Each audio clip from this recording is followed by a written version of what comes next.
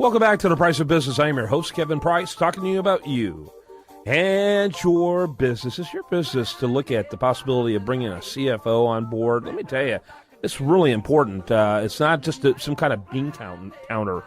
Frankly, most accountants aren't merely bean counters, but CFOs are in a different place. They really look at your financial picture in a dynamic way, and they help you map out a strategic future for you and your company.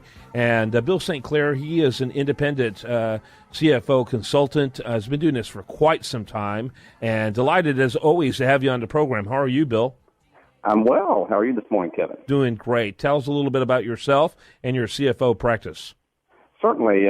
Kevin, I got my MBA from the Wharton School and spent much of my career at Exxon, and then since that time I've served as an independent consultant, as you mentioned, for the small to mid-market business owners who need CFO services but cannot afford them full-time. And Kevin, owners of closely held companies in the U.S., they account for only 8% of the population, yet they employ about 60 to 70% of all the U.S. employees. So it's been an honor to serve that group. And as you mentioned, it's important for business owners to have that advisor who can help them with, longer-term strategic issues on their business, as well as, making sure the individual financials for current reporting are timely and accurate. By the way, I totally forgot to mention real quick to the listener out there that today's program is brought to you in part from our good friends over there at Take On College, Cornerstone Academy, and Outskirts Press. So let me ask you, so you became independent. You were working for a group, kind of a conglomerate of individuals or a confederation of individuals until when? Until earlier this year. I was part of there was a large group of CFO professionals, a company called B2B CFO. They have about 200 partners. And I worked with, I was a partner there for about 5 years, and then decided to basically do the same thing on my own, based on the relationships I've formed, because I learned the value of collaboration and having those good contacts that you could consult with, for industry expertise and certain specialized needs that business owners have. Yes, and you probably figured out what your niche was, and you developed your own clientele. How's it going independently? It's going well. It's very well. It's been a challenge here locally with, of course, the oil field service sector being hit pretty hard. But again, as I mentioned to you, I think it's important for owners to think long term in a couple of areas. One is on our national economy. I follow a group, Kevin, called ITR Economics. They recently came out with a book called Prosperity in the Age of Decline.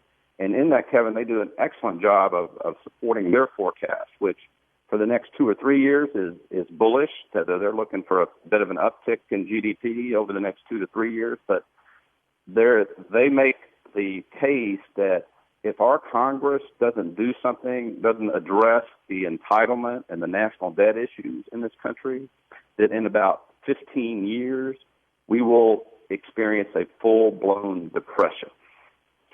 And so I believe business owners, need to have that on their radar and be able to plan as the business cycles, as we enter the ups and downs of our business cycles.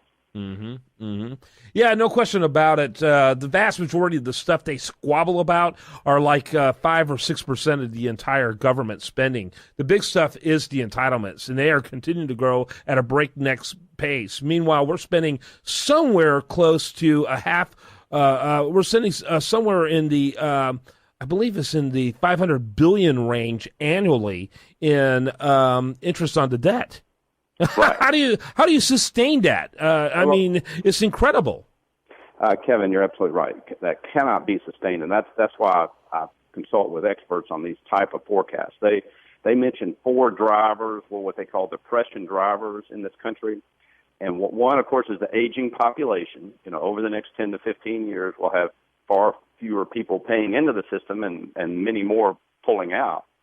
The growing health care costs in this country, Kevin. You've heard of heroic medicine? No, I haven't. Okay. In the U.S., that about 50% of an individual's health care cost occurs in the last 5 years of life. Kevin, we're unique among all developed countries in the world in that aspect, and that's what's called heroic medicine. So that and the entitlements is another big depression driver given our country's demographics. Yes. And then the third case would, of course, be interest rates are, of course, cyclical. And, of course, they've been very low for a while, but we both know that they will be turning around over the next 10 or 15 years. And that, these interest costs now will seem very small compared to 10 or 15 years from now. Mm-hmm. And then finally, Kevin, the level of our national debt. It's very high right now, and it's expected to skyrocket in 10 to 15 years when the demographics, effectively the demographics fully kick in. Yeah, it's really frightening if people look at it historically. It took from 1788 until somewhere around 1985 or 86 for the federal government to reach a national debt of $1 trillion. It was huge news. It was major story. You couldn't turn on the TV there for a while about this really ominous threshold. So think about it. It took 180-something years to get to the first trillion, and since then we have added roughly $19 trillion more in 35 years. That's what you call exponential. That's what you call J-curve growth. You're absolutely right, and certainly over the next, over the last 6 or 7 years, it's been, at an accelerated pace. And as I say, what economists do, they look at that in terms of percent of GDP, and we're at a very high level right now. It's only because of the U.S. Reputation nation or worldwide that prevents, the negative impacts from hitting us now. Most economists project, like I say, we can probably make it another 10 years without feeling significant negative impacts as a result of that debt. But they're virtually all agree that after 10 years, it's with no action from Congress, that it's the negative impacts will be significant to the U.S. economy. So with, just a couple of minutes left, kind of give us some thoughts on what you suggest people to think about, business owners to consider in navigating this. Well, one is, have a source of forecast information that they trust so that, like, for their industry, if they're projecting, uptick in the next 2 to 3 years, they need to be willing to invest in people and inventory and marketing, to take advantage of that upturn. And then secondly, I recommend the owners, Kevin, to focus or have a good plan for their exit. Everyone will eventually exit their business, and we've got 78 million baby boomers right now that are going to be retiring in the next few years. They own over 10 million businesses. So there's going to be a tremendous buying opportunity for businesses over that time. And so it's critical that the business owners have a good plan that typically will take 2 or 3 years to execute in order to fully realize the financial benefits of a successful exit plan. Yeah, an exit strategy. Yeah. Absolutely. And so I would say it also would make sense to contact the CFO to learn more about what one does if you have any questions about it. You're a virtual CFO. You don't typically work for one company. You work for several, right? That's correct.